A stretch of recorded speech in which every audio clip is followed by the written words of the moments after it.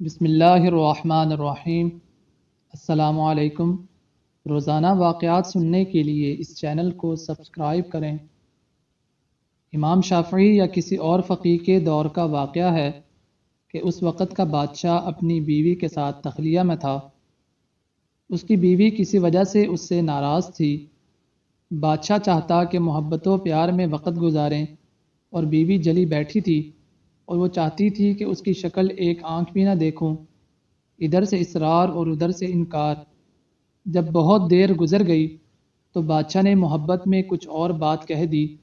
جب بادشاہ نے بات کہی تو بیوی نے کہا، جہنمی دفع ہو جا یہاں سے۔ جب بیوی نے اتنی بڑی بات کہہ دی تو بادشاہ کو بھی غصہ آ گیا۔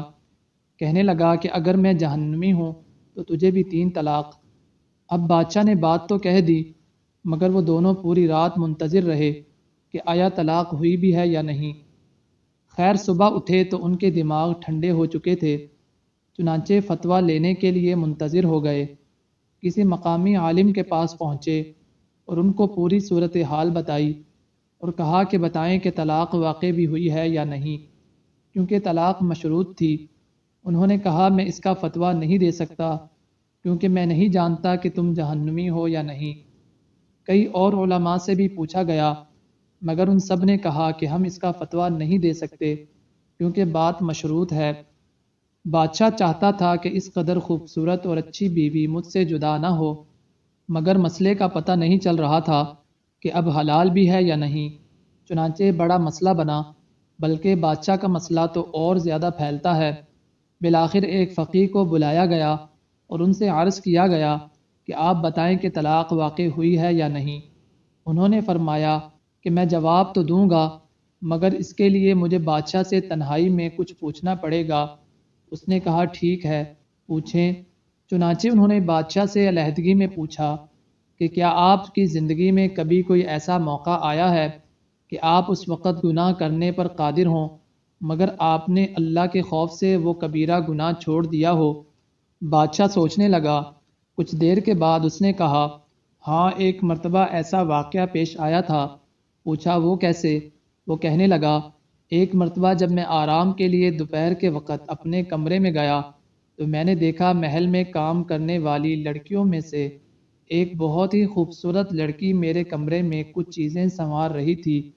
جب میں کمرے میں داخل ہوا تو میں نے اس لڑکی کو کمرے میں اکیلے پایا۔ اس کے حسن و جمال کو دیکھ کر میرا خیال برائی کی طرف چلا گیا۔ چنانچہ میں نے دروازے کی کنڈی لگا دی اور اس کی طرف آگے بڑھا۔ وہ لڑکی ایک نیک عفیفہ اور پاک دامن تھی۔ اس نے جیسے ہی دیکھا کہ بادشاہ نے کنڈی لگا لی ہے اور میری طرف خاص نظر کے ساتھ قدم اٹھا رہا ہے تو وہ فوراً گھبرا گئی۔ جب میں اس کے قریب پہنچا تو وہ کہنے لگی، اے بادشاہ، اللہ سے ڈر۔ جب اس نے یہ الفاظ کہے تو اللہ کا نام سن کر میرے رونگٹے کھڑے ہو گئے اور اللہ کا جلال میرے اوپر غالب آ گیا۔ چنانچہ میں نے اس لڑکی سے کہا، اچھا چلی جا۔ میں نے دروازہ کھول دیا اور اسے جانے دیا۔ اگر میں گناہ کرنا چاہتا تو اس وقت لڑکی سے گناہ کر سکتا تھا، مجھ سے کوئی پوچھنے والا نہیں تھا، مگر اللہ کے جلال، عظمت اور خوف کی وجہ سے میں نے اس لڑکی کو بیچ دیا اور گناہ سے باز آیا۔ اس فقیر نے فرمایا کہ اگر تیرے ساتھ ہی واقعہ پیش آیا تھا تو میں فتویٰ دیتا ہوں کہ تو جنتی ہے اور تیری طلاق واقع نہیں ہوئی ہے۔ اب دوسرے علماء نے کہا، جناب آپ کیسے فتویٰ دے سکتے ہیں؟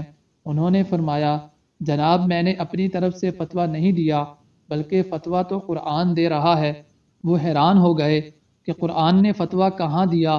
انہوں نے جواب میں قرآن مجید کی آیت پڑھی، وَأَمَّا مَنْ خَافَ مَقَامَ رَبِّهِ وَنَهَى النَّفْسَ عَنِ الْهَوَىٰ فَإِنَّ الْجَنَّةَ هِيَ الْمَأْوَىٰ۔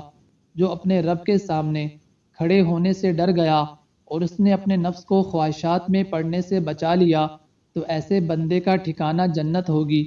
پھر انہوں نے بادشاہ کو مخاطب کر کے فرمایا، چونکہ تم نے اللہ کے خوف کی وجہ سے گناہ کو چھوڑا تھا، اس لیے میں لکھ کر دیتا ہوں کہ اللہ تعالیٰ تمہیں جنت عطا فرمائیں گے۔